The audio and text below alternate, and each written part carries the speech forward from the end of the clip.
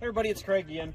So as you guys can see, the paint is a little faded on this 4430, but the thing you really look at, guys, is the tin work is straight. I mean, there is no dents, no breaks or kinks, anything in the hood.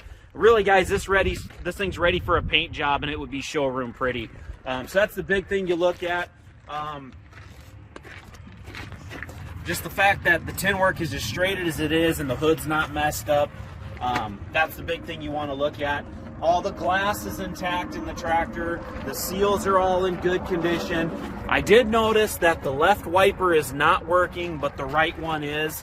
The cab blows air. The air conditioner seems to need a recharge. This does take 134A AC on this one for a recharge. But the glass is all good. No breaks, no cracks, chips, nothing like that we've seen. Again, for the age, guys, this is a 30-plus-year-old tractor. It is in fantastic condition. Keep that in mind.